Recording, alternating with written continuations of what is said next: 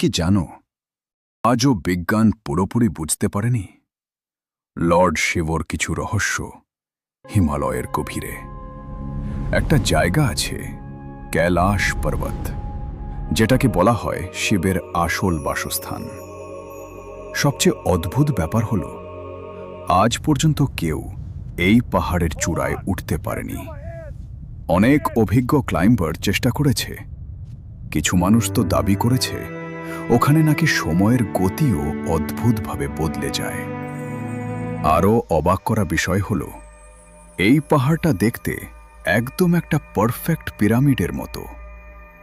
অনেকে বিশ্বাস করে এটা কোনো সাধারণ পাহাড় না, বরং এটা একটা পাওয়ারফুল কসমিক এনার্জি সেন্টার।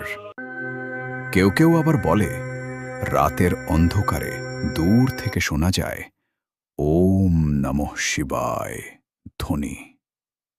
তাহলে কি সত্যি লর্ড শিবা এখনো সেখানে অবস্থান করছেন, নাকি এটা শুধুই একটা অজানা রহস্য?